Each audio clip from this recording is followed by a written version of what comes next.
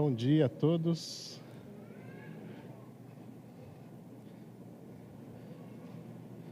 Estamos lá em nossa casa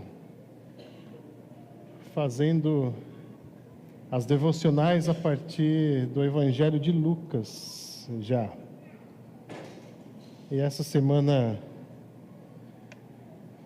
veio uma parte do estudo ou a leitura. Nós estamos lendo a Bíblia, cada dia um capítulo da Bíblia, não estamos usando livros, e essa semana fizemos a leitura do capítulo 18 do Evangelho de Lucas, e eu gostaria de dividir as impressões que eu tive nesta leitura, nesta manhã. Lucas capítulo 18, vamos ler os versículos 1 a 7 a princípio.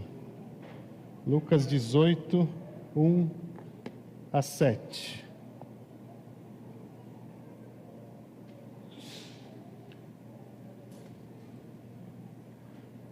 Diz assim o texto: Então Jesus contou aos seus discípulos uma parábola para mostrar-lhes que eles deviam orar sempre e nunca desanimar. Ele disse: Em certa cidade havia um juiz que não temia Deus, nem se importava com os homens. E havia naquela cidade uma viúva que se dirigia continuamente a ele, suplicando-lhe: Faze-me justiça contra o meu adversário. Por algum tempo ele se recusou, mas finalmente disse a si mesmo: Embora eu não tema a Deus e nem me importe com os homens, esta viúva está me aborrecendo. Vou fazer-lhe justiça para que ela não venha mais me importunar. E o Senhor continuou: Ouçam o que diz o juiz injusto. Acaso Deus não fará justiça aos seus escolhidos, que clamam a Ele dia e noite? Continuará fazendo-os esperar? Um texto, na minha impressão, muito contundente de Jesus. Jesus está ensinando seus discípulos a orarem e não desanimar. E ele então conta essa parábola. E nessa parábola nós temos, aqui nesse contexto, nós temos alguns personagens que fazem parte dessa história. Primeiro, Jesus, que é aquele que não perde uma oportunidade de nos ensinar. Eu creio que é o que nós estamos fazendo aqui nesta manhã, ouvindo o que Jesus ensinou naquela época e tomando para nós esse ensino. Aquilo que vale para aquela época, proferido pela boca de Jesus, vale para nós hoje. E deve ser assim, porque a palavra de Deus, ela é eterna, ela é viva e eficaz. Os efeitos que ela realizou naquela época, ela vai realizar hoje ainda. Então a primeira personagem aqui é o próprio Jesus, aquele que quer ensinar os seus discípulos. Imagine pessoas que foram moldadas numa religião, num judaísmo, a religião que o próprio Deus estabeleceu para o seu povo, mas que se tornou uma religião fechada, concreta, seca, árida. E Jesus, ele não implantou a igreja nos dias em que ele estava vivo. Ele fundou a igreja, mas a igreja se organizou lá depois da ascensão de Jesus, em Atos capítulo 1. Em Atos capítulo 2 nós vemos a formação da igreja por esses discípulos. Agora imagine, discípulos que não tiveram um modelo de igreja, precisavam pegar aquilo que eles criam, olhar para as palavras de Jesus e transformar aquilo numa nova concepção, numa nova visão de quem é Deus, do que é o reino de Deus, de quem é o povo de Deus. E esses são os que fundaram, os que organizaram as primeiras igrejas cristãs da nossa era. Eles estavam transformando, ao mesmo tempo que estavam sendo transformados. Eles estavam ensinando, organizando, dirigindo uma igreja, ao mesmo tempo em que eles estavam se tornando uma igreja. Esses são os discípulos. É como consertar o motor de um carro em andamento. O carro está andando e você está ali tentando consertar o carro. E é assim que foi o início da igreja. Mas nós temos na parábola a presença, a figura da viúva. A viúva, naquela época, era uma pessoa absolutamente menosprezada na sociedade. A sociedade não olhava para a viúva, porque ela tinha vou colocar aqui entre aspas, tá bom? Mas para aquela sociedade a viúva tinha 3 defeitos. Primeiro, ela era mulher. E a mulher, segundo as leis judaicas da época, não tinha direitos. Tinha pouquíssimos olhares da lei que atendiam os interesses de uma mulher. A mulher, para ser vista na sociedade judaica, ela tinha que ser representada pelo seu marido. E esse era o segundo problema dela, ela era viúva, ela não tinha marido. Então, quem é que representaria essa mulher na sociedade? E ela também tinha um terceiro defeito, ela era pobre. Ela não tinha condições de se aproximar do juiz. Por quê? Porque a personagem juiz, ele naquela época, ele comprava o direito de julgar as questões dentre o povo. Ele fazia uma aliança com o Império Romano, assim como os cobradores de impostos, e ele recebia uma carta, uma autorização para sair julgando o povo nas cidades onde ele passava. Como o juiz atuava? Não havia um fórum, não havia um local, um Supremo Tribunal, no caso da Justiça Civil, que é o caso aqui. O juiz, ele comprava o direito, ele comprava uma tenda, e aí ele chegava numa cidade com os seus auxiliares, armava a tenda, e as pessoas que tinham questões para resolver, procuravam esse juiz.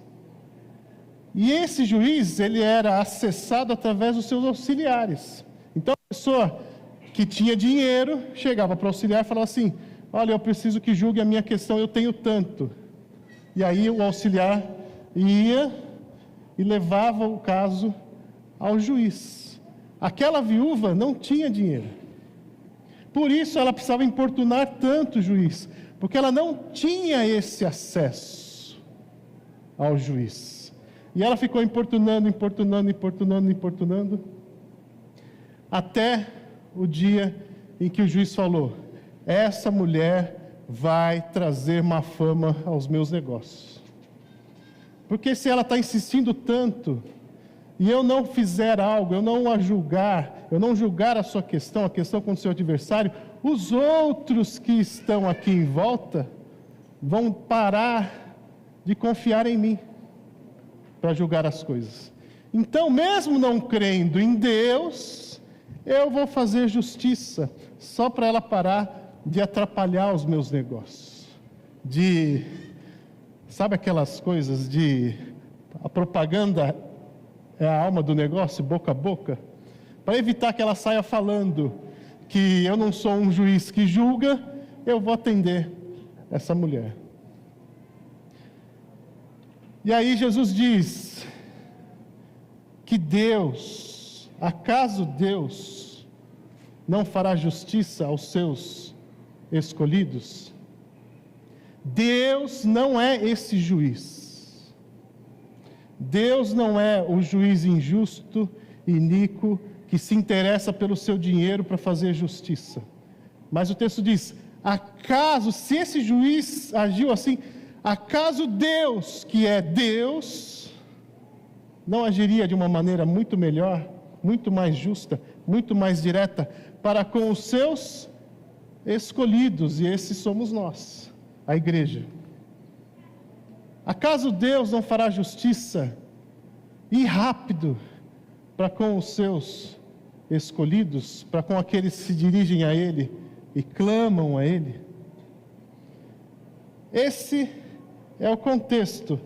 Agora eu quero perguntar para você, qual é a ênfase da parábola em relação à oração? O que Jesus quer ensinar em relação à oração? O que Jesus quer dizer para os seus discípulos e para nós hoje? O que é importante na oração? É a persistência ou é a justiça? Quem acha que é a persistência? Levanta a mão, deixa eu ver. Muito bem. Quem acha que é a justiça? Levanta a mão. É assim que a gente aprende. Que a gente tem que persistir, que a gente vai orar, que Deus vai se incomodar, e então Ele vai responder às nossas orações. Mas isso está errado. A ênfase é a justiça. Eu lhes digo, Ele lhes fará justiça e depressa. Contudo, quando o Filho do Homem vier, encontrará fé na terra? Veja, o juiz iníquo não é Deus. A viúva, ela tem uma relação com esse juiz de uma maneira humana. Mas o mais importante quando nós oramos é que Deus cumpra a sua justiça, ou seja, que Deus faça aquilo que Ele quer. E a gente aprende, não, insista na oração, entre em luta com Deus, e não sei o que, e ppp. Deus vai responder se você insistir. Não é isso que essa parábola diz. Por quê? De uma maneira inspirada por Deus, Lucas registra na sequência.